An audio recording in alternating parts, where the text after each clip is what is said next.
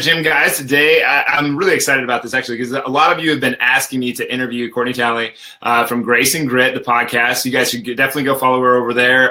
Courtney, we can get into that here in a little bit of how they can go follow you. But it sounds to me like what you do well, for one, Courtney works with women on health, and it sounds to me like you are an explorer of what health means, and from an exercise, from a mindset, from nutrition, from a lot of different avenues. And you've done different interviews on your podcast. It sounds really cool. I haven't gotten to dig into all of them yet, but I want to go through every single one of them. But you'll have your work cut out for you because there's I think 109 episodes now. How many? 109.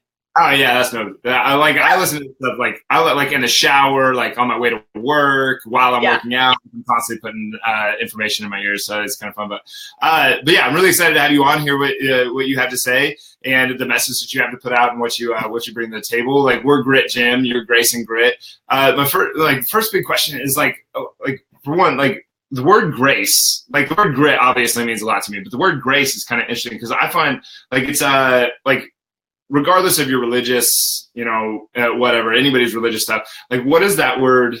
What does grace mean to you? Because it's a powerful word. It's grit is a powerful word. Grace is a powerful word. What's your definition of grace? Yeah, to me, grace is self-respect, self-love. I think self-love, we can't start there because a lot of people, that's a big ask, but starting with self-respect always. Yeah. Because I've definitely met women in my career who have used sort of this idea of self-love to not do any work. And then I've met people who have used grit or discipline to the point of self-destruction, right? And so for me, it's not an either or equation. It's really finding the happy balance between the two. And that means something different to everybody. Yeah, but my philosophy is that grit, which is the self-discipline, should be an extension of self-respect, which is the grace. Yeah, I love that. And can you go into a little bit about what you mean by a big ask? Because I think that might get lost on some people. I have my idea what I think it is, but what do you mean by big ask when you mean self-love?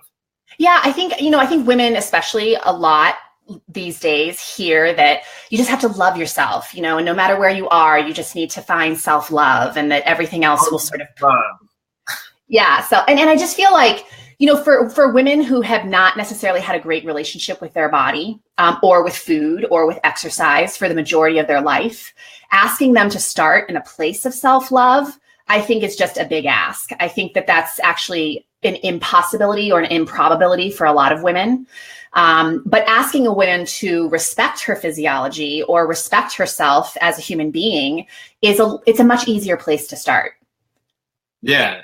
No, I think that's great. And do you think, when it gets into that, self-respect, self-love, do you think that they're almost setting themselves up for failure if they were to be asked to do that? I hate this stuff about me, and you're asking me to self-love. How am I supposed to love something that I hate? Do you think that that's kind of what's going on as a dialogue in the head? I think that's part of it. I think it's just intangible for some people when you say that phrase, self-love, or you should just love yourself. I think it's just kind of for many women, it's intangible. They don't know how to connect with that. And so therefore they can't use it as a powerful tool to move forward. And so I do think there's a disconnect. And absolutely, when there's a disconnect, women feel like failures. And what do we do when we feel like failures? We sabotage. So it's a vicious cycle. Yeah, it's terrible. It's a kind of an awful paradox, especially in our world now. It almost seems like people make it sound like it's so easy. So just love yourself. What's the problem? What's so hard about this? And it's that's ridiculously difficult. You have to unlearn a bunch of garbage before you even get there, right? Yeah, it's really interesting. One of the exercises I work a lot on with my clients is just this exercise of kind of doing a body scan and naming and noticing what they're feeling without judgment. And the without judgment part is the caveat, because women can easily scan their bodies and say, my thighs feel really thick today, and then get pulled into this long dramatic story about that. Or I've had headaches for weeks and I'm so pissed because I have all this work to do, and we get caught up in the judgment of that. But that exercise of just going through piece by piece of their body and naming and noticing what they're feeling without judgment, it sounds like a simple thing, and it is, but simple is not easy. Right? Yeah. Being with ourselves on that level and just being in the arena and staying curious but not judgmental is challenging. Yeah, it's definitely an exercise for sure. I love that. Like the little caveat to put in the end. Let's scan our bodies, but let's not sit here and self-loathe. Yeah, I really. Right. Yeah. So you work with women online. How'd you get started doing this in the first place? Yeah, so I was actually a professional dancer in my early life over 20 years ago, and I don't know if you know anything about the dance world, but it's not a very lucrative profession. And so I took a job as a fitness trainer when I was in college, just to, put money to food on the table and just to have some kind of income, and actually kind of realized I had a huge passion for it. And all through my 20s, I ended up working for some pretty big fitness companies and doing a lot of personal training to the point of opening my own brick and mortar studio. And it all was well and good, except I just felt like I was a little bit ill-equipped to really help people on the level they wanted to be helped, because I was a mover. I've always been a mover. I love movement. I love teaching movement, but movement alone is not enough to make somebody healthy. Right. And so I didn't really understand that as a young 20-year-old, but as I evolved, and now I'm a 40+ woman, my definition of health has evolved. And I realize, having worked with so many women, that what they need to move into a state of health is so much bigger than movement alone, strength training alone. It really doesn't matter what you're doing in the gym if you're neglecting your sleep and your nutrition and your stress management and all these other pieces. So I personally hired a health coach in my late 20s because I was kind of a miserable wreck. And I looked like the fit personal trainer, like I had everything together. But on the inside, my digestion was terrible. I was really lethargic. I kind of hurt all the time. I just knew I wasn't healthy. So I ended up working with a health coach for 18 months. And when I was done, there's no way I could go back to just personal training because I knew too much. So I started working with clients at first in my studio on health coaching. And then, they would refer me to somebody across the country, and then that person would refer me to somebody else. And it just became its own animal. And 5 years ago, I moved everything online. Oh, awesome. Yeah. How's it gone so far? Amazing. I mean, I work, my hours are fairly flexible. I work all the time because I love what I do, but I have an 8-year-old son. And so it allows me to sort of, work around his schedule a little bit. And yeah, I get to travel, and it doesn't matter where I travel to, I can still do my work. And I get to meet people now I have women probably, I think, in about 10 states and 4 different countries. Oh. Yeah. Yeah. That's fantastic. I love that. That's just it's very empowering. It's something like to know that like you can make money wherever you go, and you can have a livelihood, and you can do it with a means that like the more money that you make, the more people that you help, the more people that you help, the more money that you make. Is a really cool thing. Yeah. But, and the podcast really started just kind of out of like this. I just saw this need to expand the conversation of what it means to be a healthy woman, because a healthy woman, by definition of our diet and fitness culture, is not at all how I would define a healthy woman, right? Yeah. It's not how you look. It's not what size clothing you wear. It's not how hot you look in a bikini. I mean, all of those things might be a byproduct of health, but deep health is really what I try to get to the root of, like really living in a space where you're in a great relationship with your body, with food, with exercise. You feel fulfilled in your life. That is not a conversation that I feel like is really marketed to women in the diet and fitness industry. Not really. No, not so much. To males either. The idea that you should have veins popping out of your stomach 100% of the time is a ridiculous idea. Like Photoshop and water depletion and all this kind of stuff that can make you look pretty crazy it's just like, that's not how people walk around. It's not how those models even walk around. So why should we? Why should that be the expectation? It's so true. I used to get a lot of clients early on that were kind of into like bikini competitions and bodybuilding. And I kind of got to a point where I was like, I don't really want to work with this population anymore, because I really felt like what was happening is they were aspiring for the rest of their lives to that 5 minutes that they looked like that on stage. And I was like, that is in no way healthy. Because you're dehydrated, you've been eating chicken and asparagus for how many weeks on end, you've been exercising 2 or 3 times a day, that's not the space that I want to live in. And honestly, I think as women evolve and their lives become richer with family and careers and all these other wonderful aspects to life, you can't necessarily live in a gym 24/7, nor should you. Yeah, no way. Yeah, we do, like, I'll counsel, like, I'll sit down with people and talk with them before they actually go up there and make sure it's like a healthy reason for why they're going up there. It's like, absolutely, you've got to know that this is a goal, not a lifestyle. This is just something that you want to do. It's a bucket list sort of scenario. It's not, and like, otherwise it leads to what you're talking about. They're just very, almost like can develop into almost like a sickness. Yeah. Well, and I look at social media now. I mean, it's sort of, you look at Instagram, and of course it's like created this whole new dimension of, I feel like sort of this, I don't know, just very complicated image of what a woman is supposed to look like. And I think it's creating a whole nother level of disordered eating. And I think. Uh-oh. Oh no. All right, we're gonna have to hop on Instagram, guys. Sorry. See you. Figure out what works for you.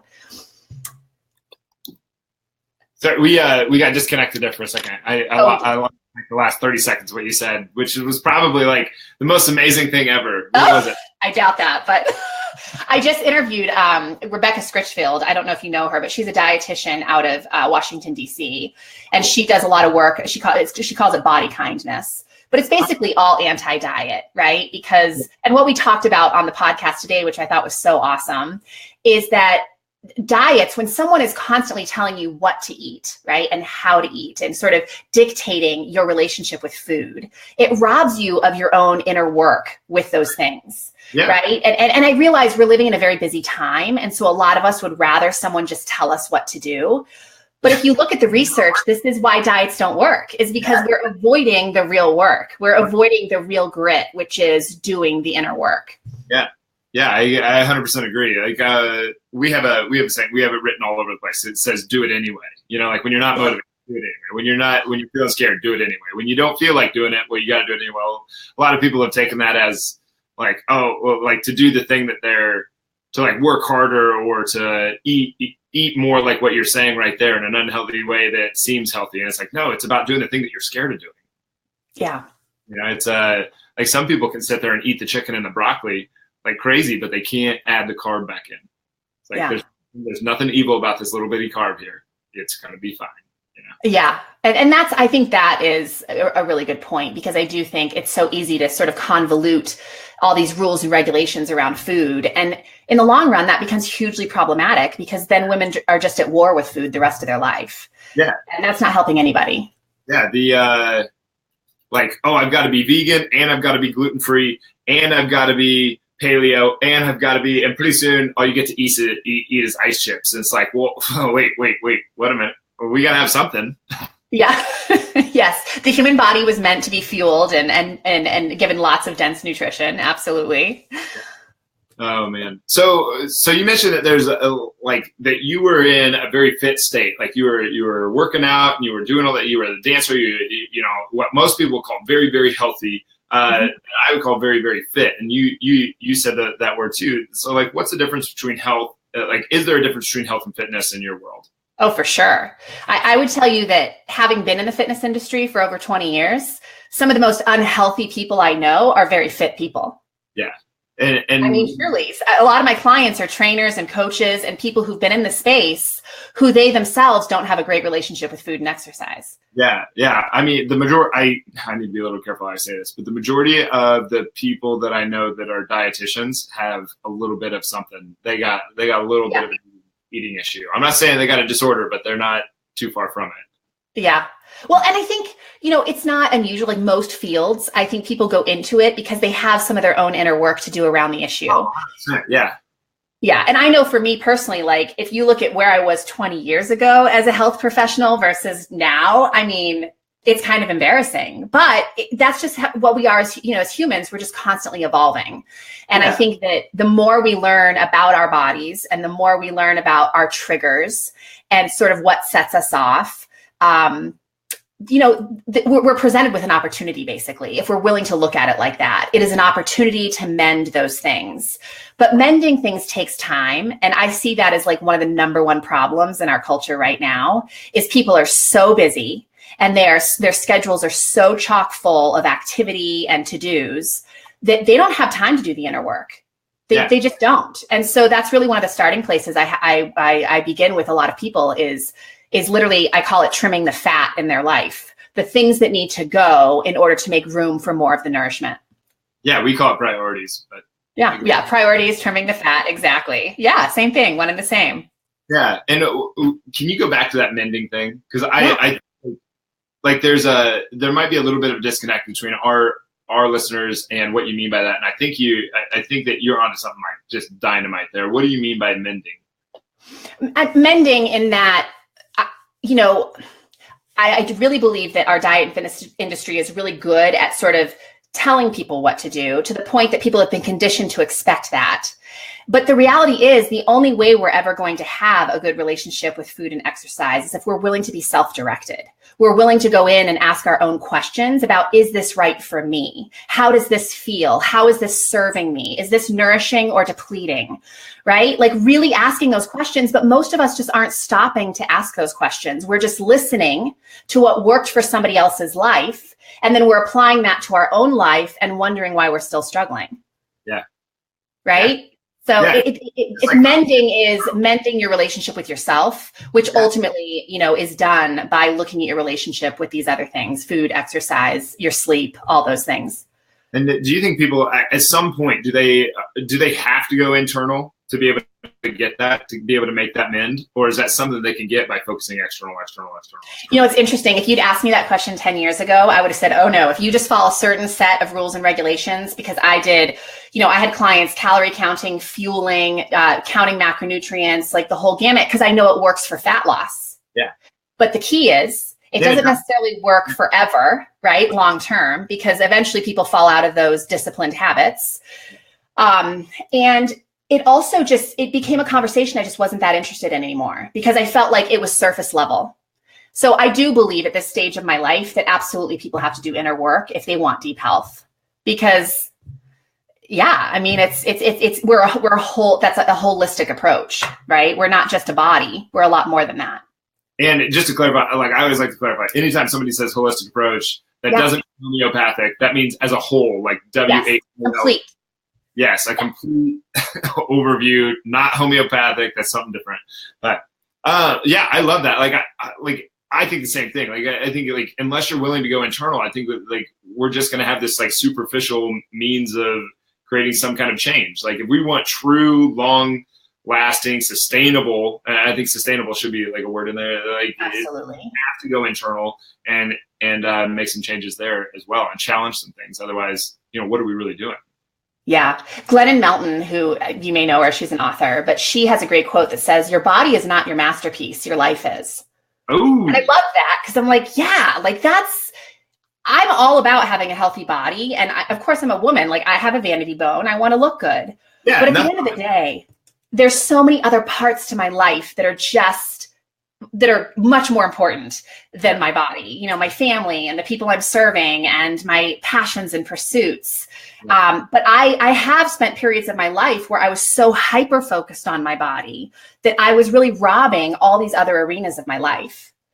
And so that's really kind of a place I speak from a lot on the podcast and in the work that I do, is that absolutely we should all be putting effort into our health, but not to the point that we're robbing from all these other important aspects to our life. Because there's a lot of research coming out now about how just community is equally as important to your health as getting enough sleep at night. Uh-huh. And so if you're just focused on this isolated being of always eating cleanly and working out all the time and getting the perfect amount of sleep to the point that you're basically ostracizing yourself from everybody, that's really not healthy. No.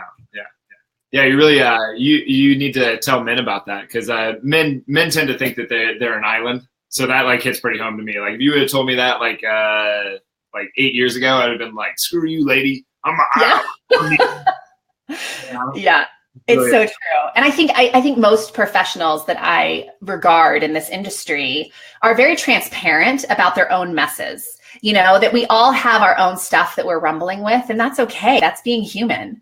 Well, that's one thing I wanted to ask you is like you were going on that. It sounds like you got pretty obsessive about your body and what was going into it and how you were exercising and treating it and all this stuff. Do you think that was necessarily a bad thing to become that obsessive, or do you think do you think that something good came out of it, or do you wish you hadn't done it? Or I think it's a great question. That's a great question, because I think it's complicated. I think that, first of all, the reason I became so obsessed is because of what I was exposed to, right? So it was the people I was using to help me along my journey. Okay. They had a certain way of teaching, and so that's what I adopted. And so that's what I thought was the healthy thing at the time. I will tell you that I think that I'm a healthy enough person that I didn't take that into a dangerous space. But I think it would have been very easy, and I saw this amongst a lot of other clients doing the same type of protocol, that they did take it to a dangerous place. And so for me, it wasn't necessarily deeply unhealthy. And I learned a lot. I learned a tremendous amount about food and what's in food and just the makeup of food and how it affects physiology. I learned a tremendous amount, but I think there's many ways to skin a cat. And if I could do it all over again, I wish I would have been introduced to a more graceful approach earlier on. Yeah. And I don't think that was a plug there. I think no, that wasn't a plug. I do use that word a lot. Yeah. Yeah. No, I think you really, from everything that I've read, I think you embody everything that you say. So it comes apart that way. It comes across very, I don't want to use the word vulnerable, but you're okay with going to those places, which is, I think, is a very powerful thing. And I honestly think it's my responsibility. I think as a health professional, it's like, I realize this more and more, how important it is to be transparent with my audience and to let them know I am so human. I was just talking to Rebecca on this interview earlier she was talking about us building good relationships with our children around food. And she was talking about when you have really strict rules, sometimes kids will turn that into a negative thing. Like they'll binge on food because you don't allow it into their life. And I brought up this one episode with my son. I don't like sugar. I'm pretty anti-sugar for the most part, but I do eat it on occasion. Sure. But we don't have it in our house. Yeah. And we come to find out my son at the time, he was like 5 years old, but he was like hoarding candy that he was getting from like parades and Halloween in this little drawer in his bedroom. And I was like horrified. I was horrified because he felt he needed to hide it. Yeah. And it was just, I'm bringing it up because I screw up. We all do. Like none of us are perfect parents or people or trainers or whatever. And I think we need to normalize the conversations around health to really help people. Yeah, because putting out this idea that I have this, perfect body and I do my perfect training sessions and I eat a perfect diet, that's not helping anybody. Yeah. Or or even the thing that you said about the love thing. Like, do you love every single aspect of your body? Do you like every aspect of your body? Maybe. Hell no. Yeah. Exactly. I bet you could list off about 3 things in probably 10 seconds that you maybe don't, that you wish that might be a little different, but at the same time, they're the way that they are. And there's a certain amount of acceptance there. Yeah. And I think for a lot of people on that conversation of love again is I think gratitude is such a graceful place to start, because most women, I will ask them within the first couple times of meeting with them, just make a list of 5 things you're super grateful for about your body right now. And you would think I was asking them to get a PhD in, nuclear science. Yeah. They can't come because it's been so long since they have extended gratitude to their body. But here's the thing, we respect things we're grateful for. Yeah. Right. Yeah. So if we are grateful more often, we will probably show a little bit more respect to our body because we're doing that. Yeah. And they've never been taught that that's acceptable. Everybody. We're taught it's not acceptable. It's not acceptable to be grateful for your body because that's egotistical. Right. Yeah. We were talking on this podcast this is like 2 weeks ago now, but how, that if you're depressed and you're sad, or not sad, but if you're depressed and you're self-loathing and you're beating up on yourself, everybody will come by to pat you on the back. But the second you start being really happy and really excited and really like let's go life, people will be like, what's wrong with him? Take it, or what's wrong with her? She better go to the loony bin. It's just this really kind of interesting thing, the reaction that we have towards people and the state that they're in. I think it's so true. And I do think that deep health is a lesson in expansion, like of bigness.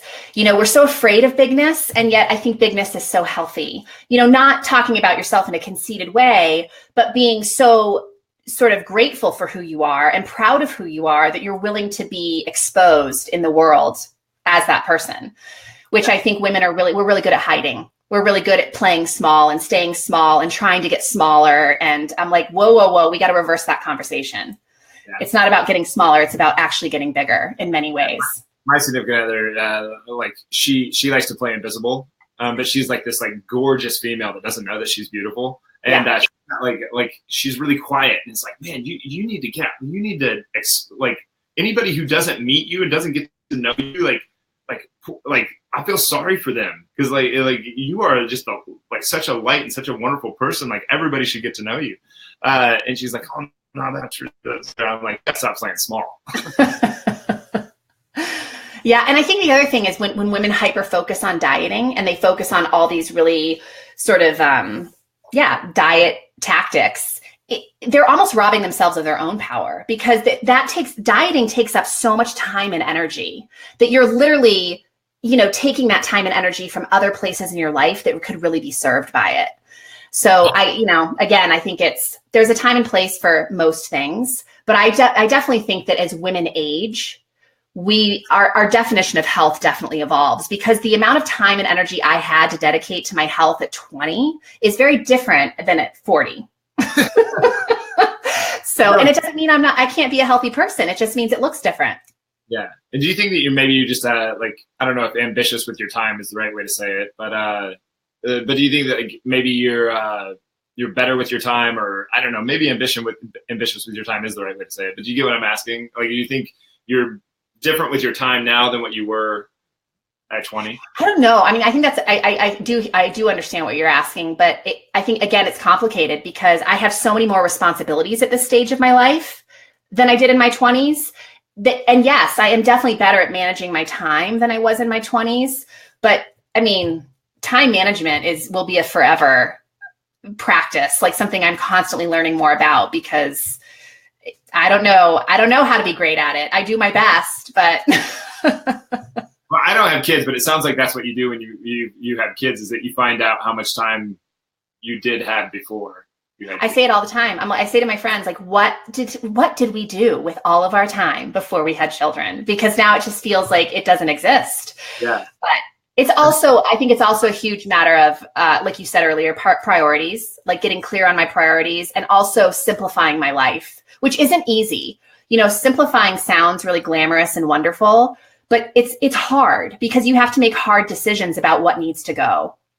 Yeah, that's a really good point. Yeah, maybe that's what you did. You just get better at the priorities. I think you do. I think if you're healthy, you do. But and again, this is why I do a lot of podcasts on time management and life management, because I really believe that one of the biggest obstacles women are facing to improving their health is their inability or their unwillingness to say no. Not trim the fat in their life and not set boundaries, and that is biting them in the ass. Yeah, I think that's the case with a lot of people. The way that the first person that like really got on my case about that, they said a no to you, or a no to someone else is a yes to you, and you have to look. And I was like, okay. I love it. Danielle Laporte says no makes way for yes. And it does. Like, a no in one area makes way for a yes in another area. And by you saying no to somebody is saying yes to yourself on some level. Yeah. Yeah. And it also gives you a communication platform that I can now say that to people. That's what was the great thing was. It was like, I'm going to say no to you, but I'm saying yes to me for this and this and this reason. Yes. And then they're like, oh, okay, that makes sense. Now I didn't have to feel like, because I was just like a guilt mess before. And there's a really compassionate and I think lovely way to say no. You don't have to justify why you're saying no, but, I had somebody invite me to be a part of a summit recently. And I said, I so believe in what you're doing, and I would love an invitation in the future. But right now, I just don't have enough bandwidth in my schedule to make this happen. And, I felt like that was a very graceful and generous way of saying, I can't right now, as much as I'd like to. Yeah. Yeah. If you say no, it's almost like you're giving them the finger. And if you say it like that, then it's like, oh, I get it. Yeah. Thanks. Right. Yeah. Before we hop off of here, we're getting right up to actually we're past. Sorry. I hope I'm not taking up too much time. I do want to show you this comment if it pops up here. Can you see it? Oh, yay. I love it. Totally fangirling right now. I love it. I fangirl all the time, like all the time. Oh man, that's funny. She's actually an amazing person. Like just absolutely amazing. We're really happy she works out a great gym. She's a fantastic human being. But Awesome. where can people follow you? Where's the best place to follow you? Is it the podcast, Instagram, Facebook? There's so many of them. There's so many platforms, right? But yes, of course, my website, graceandgrit.com, is like the best stomping ground. I am on Facebook. I am on Instagram, Grace Grit on Instagram. And then the podcast, like I just really, especially again for women, I think it would help men too, but I definitely speak to women. We cover the gamut of women's health. We talk about pelvic health. We talk about time management. We talk about how to cook more easily, everything in between. So, and if there's a topic that we haven't covered, we probably either have an intention to, or you should just email us and let us know, because we're always looking for new ideas. But the podcast, it's a free resource. It doesn't cost anything for people to listen. And I just think it's a wealth of knowledge for people and support. I think women will just, again, it's normalizing these conversations that there's nothing wrong with you. This stuff just isn't normally talked about. Yeah. And one of the things I really like about podcasts, just to get more people to hopefully this sells your podcast just a little bit more, but you can listen to it anywhere. Yeah. Literally shower, car, walk, workout, cooking, cleaning, in mundane tasks at your work, that you don't really have to think too much. You can just sit there and consume. It's amazing. And it's so funny because the first 2 years of the podcast, we kind of did what most people do, and we picked a different topic every week, and we had different guests, and it was great. But then rolling into our third year, I really felt like we need to go deeper. Like we need to go into these topics deeper. So now we're spending an entire month on one topic, which is awesome. So last month was all about the power of the pause, learning how to slow down and reprioritize your life. And then this next month is the death of dieting. And I have some incredible guests who are just talking about the scientific research behind dieting and why it doesn't work. Yeah. Not for the long haul. Like it might work temporarily, but as sustainability, it's just very much lacking. So the 6 weeks thing, sometimes they're real, but that's all. Yeah. Yeah.